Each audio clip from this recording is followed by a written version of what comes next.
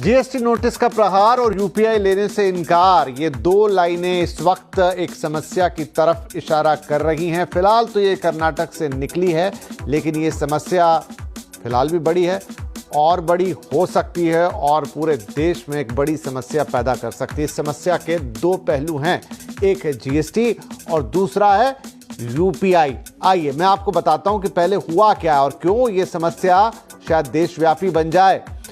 देखिए, मामला है कर्नाटक का। कर्नाटक में कमर्शियल टैक्स डिपार्टमेंट ने एक्शन लिया है। क्या एक्शन लिया है? 13,000 से ज्यादा वेंडर्स को जीएसटी के नोटिस गए। कौन से वेंडर्स हैं? जो ठेला खोमचा, छोटी मोटी दुकान, छोटे कारोबारी, उनको ये लगाते हैं, उनको गए हैं। और क्यों गए हैं? यूपीआई से सालाना 40 लाख से ज्यादा का ट्रांजैक्शन ऐसे वेंडर से पाया गया है। यूपीआई चेक किया गया है।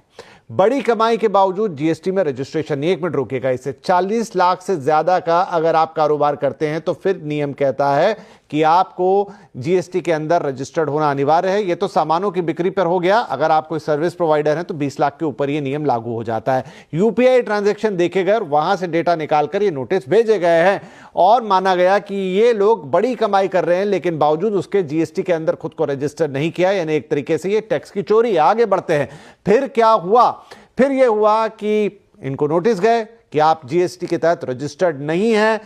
डेटा कितना निकाला गया? 2021 से निकाला गया। वित्त वर्ष 2021-22 से लेकर 24-25 तक का यूपीआई ट्रांजैक्शन का डेटा खंगाला गया। उस आधार पर हिसाब लगाया गया कि 40 लाख से ज्यादा के ट्रांजैक्शन है, लेकिन टैक्स तो भरते नहीं। टैक्स चोरी के शक पर नोटिस भेज दिए गए। लेकिन हुआ क्या?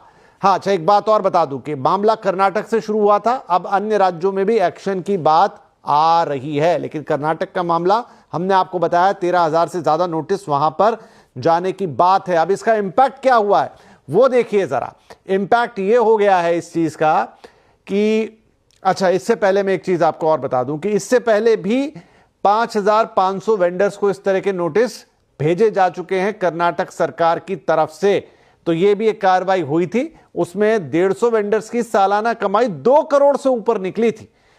अब ये नंबर छोटा लग सकता है आपको, वो नंबर बड़ा लग सकता है, लेकिन फिर भी ऐसा हुआ और उसी आधार पर कर्नाटक सरकार ने और बड़ी कार्रवाई की। 900 वेंडर्स की सालाना कमाई 80 लाख से ज्यादा निकली थी उनके मुताबिक। इसलिए अब आपको 13,000 से ज्यादा नोटिस जाते हुए दिखाई दिए हैं।